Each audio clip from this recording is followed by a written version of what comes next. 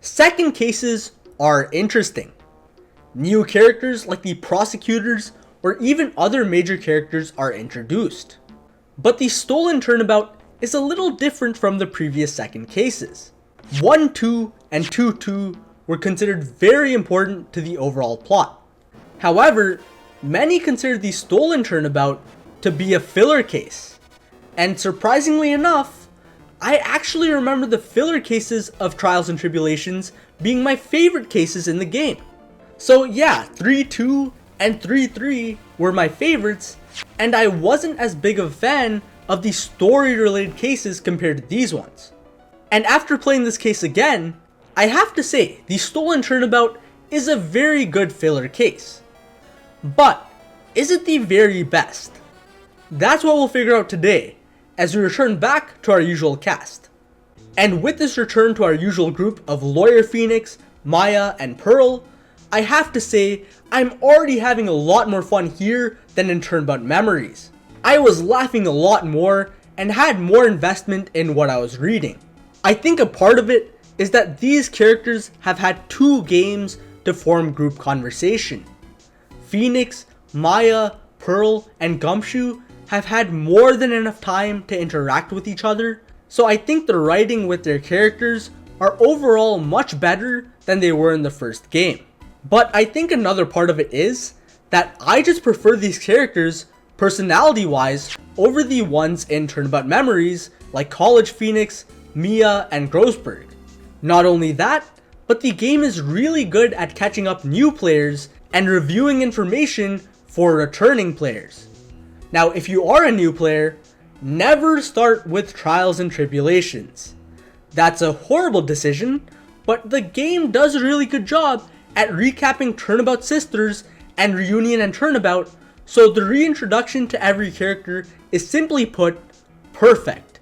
Not only are the returning characters good, we have an amazing new cast of characters for this case. We have Luke Atme, Ron Delight, and Desiree Delight. In my book, these are all A-tier, one-off characters. I'll explain why all 3 of them work well in relation to the events of the case, and in order to do so, we must discuss the crime. The Stolen Turnabout does something refreshing, and instead of being a murder, it's a theft. The sacred urn from Kurain was stolen, and we have to figure out who stole it. This is where we can start talking about our client, Ron Delight. This guy's really funny because he often isn't clear when he's speaking, and it confuses Phoenix a lot. What's even more interesting is that Desiree thinks Ron is brave. And that's interesting because he just seems like a dork. But there is also some mystery to Desiree. You see, another reason Desiree says she likes Ron is because he has a lot of money. So, is she lying about Ron being brave? Does she only like him for the money? I know we were all thinking this, don't lie. Now, onto the investigation itself, and this is where some problems with the case begin. The first 30 minutes or so are phenomenal due to the setup and the shocking return of Adrian Andrews, but the investigation can drag. It's only been 2 cases, but from what I've seen so far, I think Trials and Tribulations has worse pacing than the first 2 games. It's not horrible pacing, but I do find myself feeling a little more drained during parts of the game. It takes more than an hour to finally speak with our defendant, and even before that, we haven't gotten too much info about the crime, and that makes it a little boring because not much is happening. I also want to talk about the Magatama because it comes back in this game and is for the most part unchanged. The only difference I can see is that the penalties for getting something wrong seem to be reduced, which is nice. Justice for All was way too harsh with the penalties, especially since it was the introduction of the mechanic. I'm sure many people, including myself, went into the first trial of 2-2 with less than full health, just because the Magatama was really difficult upon introduction. Now, if Justice for All didn't convince you that the Magatama can't be used to deduce things in the story, Trials and Tribulations sure will. Luke Atme is consciously hiding a secret about him getting bonked in the head by Mask to Mask. We break the secret, but the problem is, this never happened. Yes, just to remind everyone, this is a made up story. Mask to Mask never hits Luke Atme on the head, but this is what Phoenix deduces and Atme's Psych-Lock decides to break. This doesn't make sense with the story, and it's weirder knowing that the Magatama did have story influence in the past. Overall, I am mixed on the Magatama. At times, it can be a fun challenge and spices up investigations. At other times, it's inconsistent and makes investigations drag out more than they need to. Getting back into the story, one segment I really like in the first investigation is Pearl's breakdown after Phoenix decides to help her on. She sees it as Phoenix betraying Maya and has trouble acting normal for a while, which is quite realistic. This leads into an explanation of why Pearl ships Phoenix and Maya, which is an interesting read actually. The men often leave Crane Village because they don't have much of a role, as they can't spirit channel, and thus, many children are left without a father figure, and Pearl is clearly one of them. I really like how the trilogy lets you infer this in JFA, and only confirms it in Trials and Tribulations. It allows players to form their own conclusions about characters, and then later see if their vision lined up with the writers, and I think that's really cool. As we transition into the trial, let's talk about something else this case excels at. Music. So much amazing music everywhere in this case. In the investigation alone, we have the Mask to Mask theme, Luke Atme's theme, investigation opening 2004, and we also have new somber music for the detention center, which only plays for a short time, but it's still fantastic. Add the new Prosecutor's theme to the mix, and you got some awesome tunes to listen to throughout the case. Speaking of the Prosecutor, let's talk about him. So, Godot, Godot,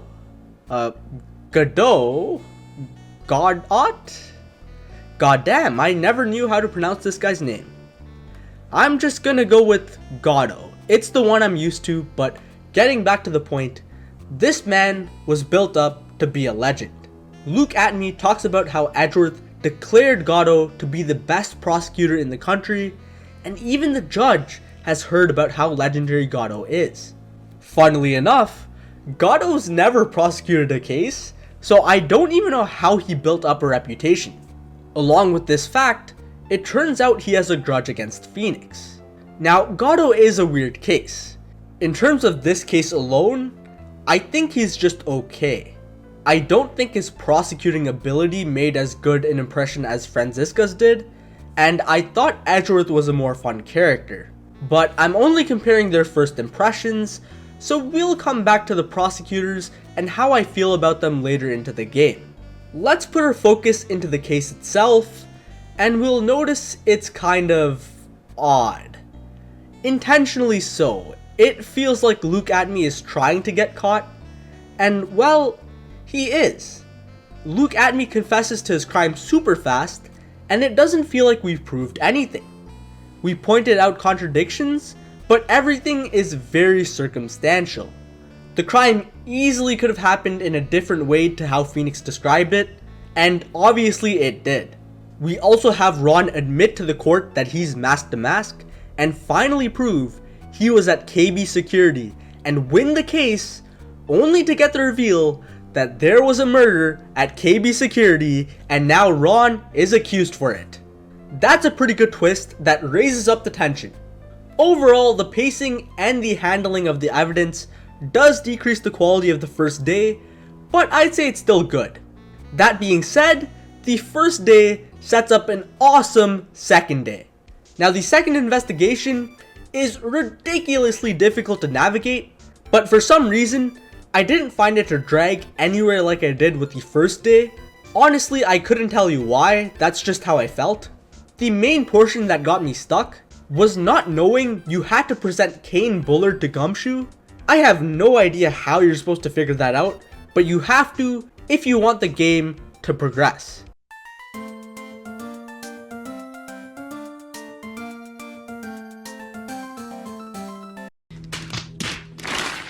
We also have a nice little story with Adrian Andrews and how she broke the urn. She feels bad about making another mistake, but on the bright side, she's fixed the urn back to normal. It's a fun mini-story which involves not only Adrian, but Pearl and Maya as well. It's nice seeing this development for Adrian.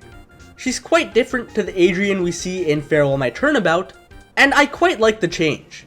It's always nice to see a minor character develop. Oh yeah, and did I forget to mention Larry was here? Well, he's fairly unpleasant as he tries to go after someone's married wife and generally just has the characteristic of being love-struck, and that's about it. He's regressed quite a bit since Ace Attorney 1, which is a shame. As for the rest of the investigation, I like how we constantly learn more. Yes, it's hard to navigate, but every moment that didn't involve me getting stuck gave us more information about what happened and what everyone's motives are. By the end of the investigation, you can figure out the entirety of what happened, and I love it. Everything flips around.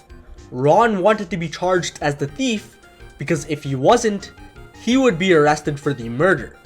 The same logic applies with Luke Atme. All the mistakes made in Trial 1 are corrected, and we also learn about the power dynamic between the victim, Luke Atme, and Rhonda Light.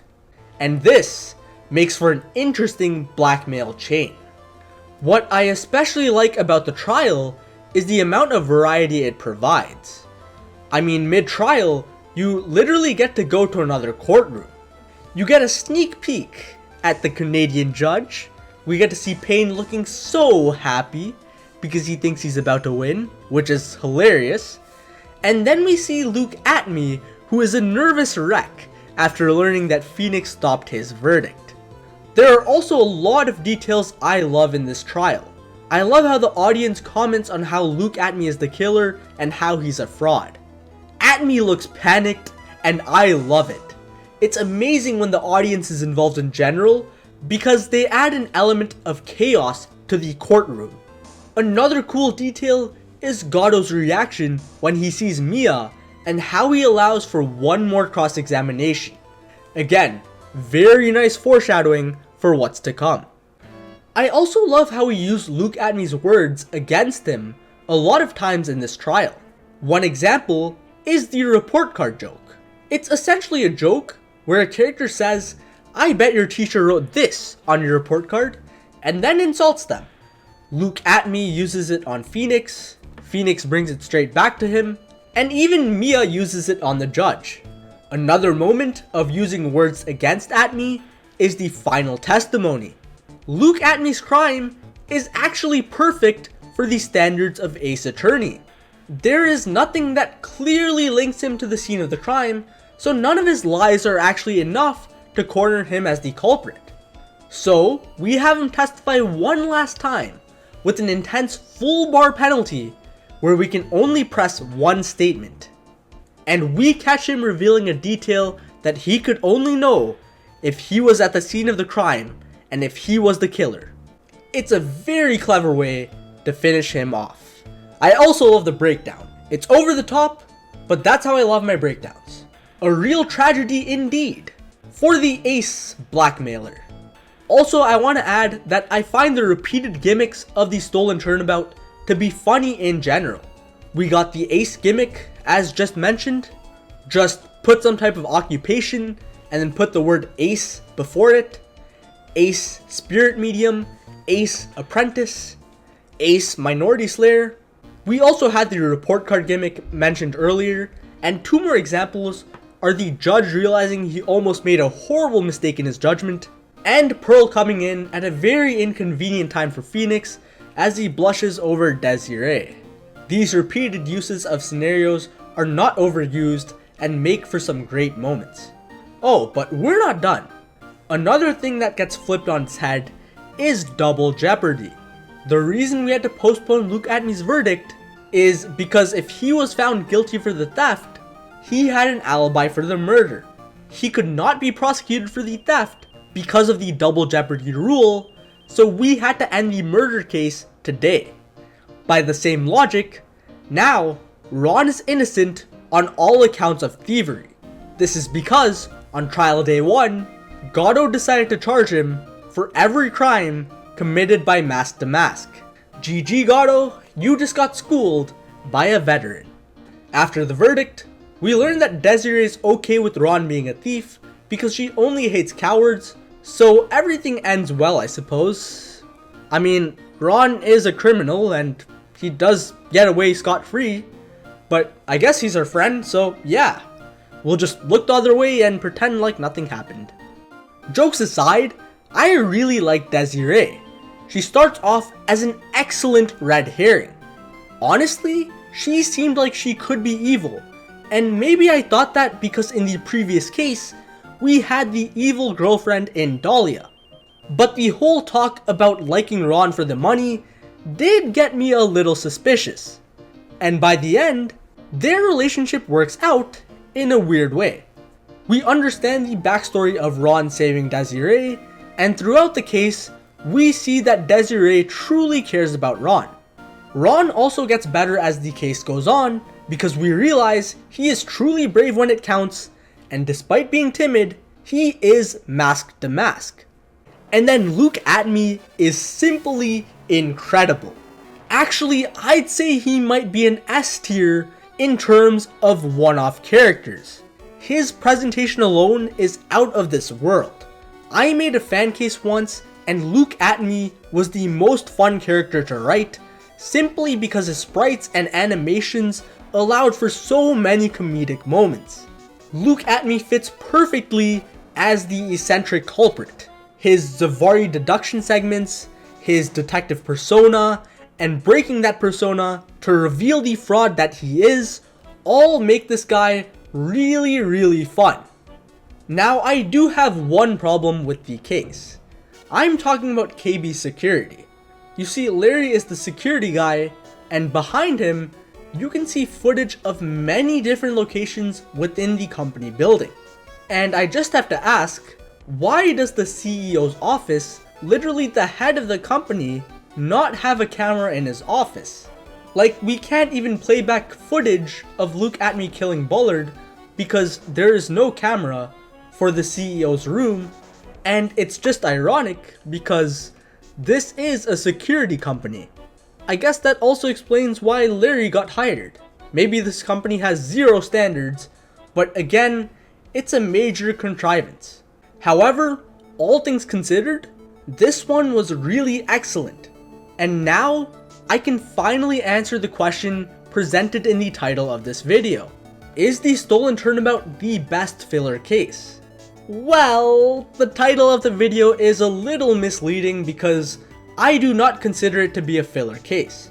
That may not be too apparent yet, but this case about some goofy thief and long-nosed guy has actually set up many relevant plot points for the final case.